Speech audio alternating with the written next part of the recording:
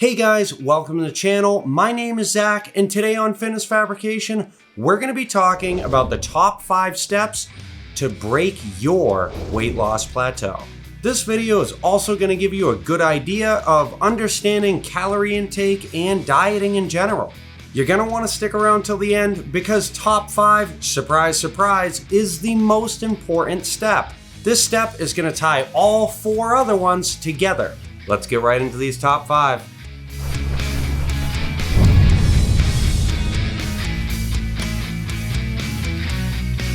Starting off with step number 1, you have to figure out where this weight loss plateau is coming from. A lot of people have a lack of understanding when it comes to this.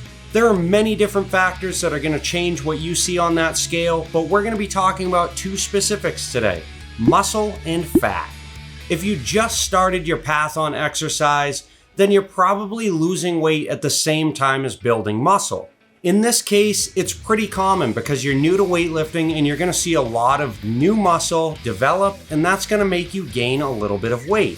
This being said, obviously, if you're losing weight at the same time, that's going to plateau your journey. So just be patient if you are new to exercise and try to adjust your calories accordingly.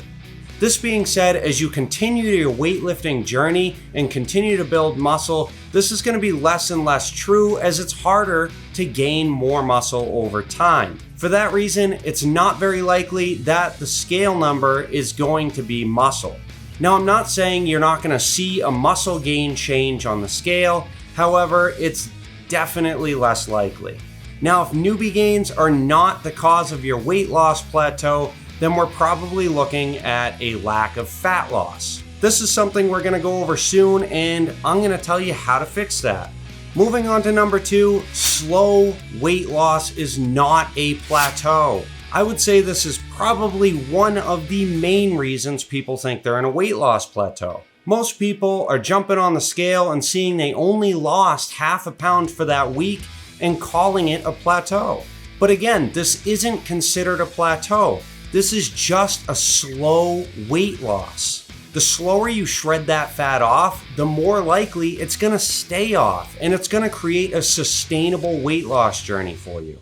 All this being said, the last thing you want to do is trick yourself into thinking you're not losing weight just because it's a slow weight loss.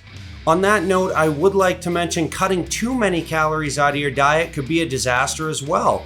This could mean that it's going to lead you right back to your old diet and you'll be back in the same place that you were before. I recommend using a calorie intake calculator. That way you can better understand how many calories you're supposed to intake. Granted, it's not perfect, but it's going to give you a ballpark and you'll make sure that you're going to eat enough calories. I used a calculator that Scott Herman created, and it worked for me. The link is going to be in the description. You can follow that and input your weight, your height, your age, and it'll give you all sorts of calculations. That way you can kind of get an idea of where you're supposed to be at. Again, it's not going to be perfect. You're going to need to adjust it a little bit because a calculator is not going to tell you exactly how many calories you need to intake. Only you're going to be able to find that out based on adjustment. Number 3, weighing yourself regularly will give you better results. I highly recommend weighing yourself every day right after using the restroom, bright and early in the morning. That way the food you intake and the water you intake isn't going to affect that weight on the scale that you're seeing. This is going to allow you to take an average over the week, 2 weeks, 3 weeks, and that's going to give you a better understanding of what you actually weigh, even with your hydration and food levels changing constantly. The reason it's so important to be accurate when you're weighing yourself is you're trying to use the scale as a tool for your weight loss, and the only way it's going to work out for you is if it's giving you accurate numbers so you can adjust your calories based on what you need. Now, this being said, it's also proven that if you go down and hit that subscribe button, the like button, the bell notification button, it's going to improve your scale's accuracy as well, at least by 5 pounds. Number 4, weigh your foods. Weighing your foods is important for a couple different reasons. For one, a lot of people pile on food based on how hungry they are. So if you're really hungry, you might look the other way as you pile on a couple extra spoonfuls.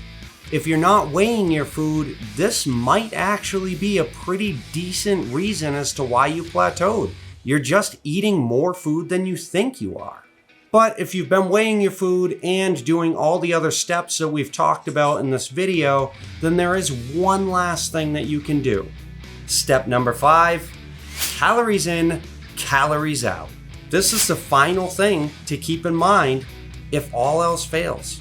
If you're not familiar with calories in, calories out, I've done a few videos on it, but here's a quick summary. Basically, in the simplest terms, the calories you eat need to be burned off. That being said, if you burn off more calories than you consume, then you will lose weight. It's that simple. Your body's gonna need energy from somewhere, so it's gonna burn your fat instead of burning the calories that you're consuming. So what does this have to do with your weight loss journey? Well, it means if you're not losing weight and you plateaued, eat less calories. Cut your calories down by 100 or a couple hundred and see if there's a difference over time. This time could be a week, a couple weeks, whatever you feel like is acceptable. Just make sure you're weighing yourself to see if you can see a difference on that scale. Sure, calories in, calories out can get a lot more complex depending on what kinds of foods you're eating and depending on how much exercise you're doing, but this really is the simplest way to put it, and for most people, this is going to be good enough.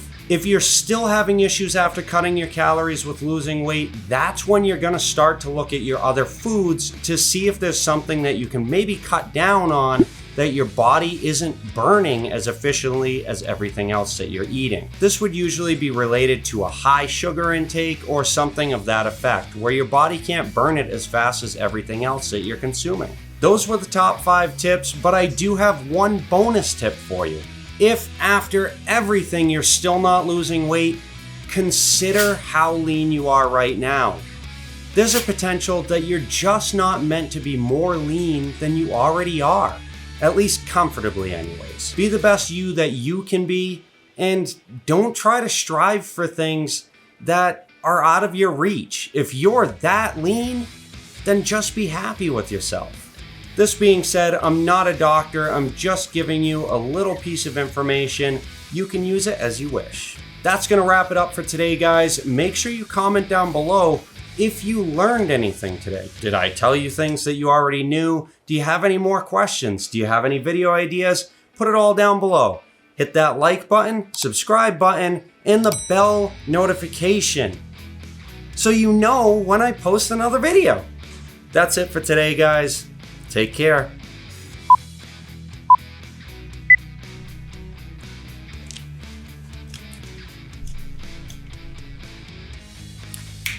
Test. Gonna break your weight loss plateau and understanding diet and calorie intake to its fullest.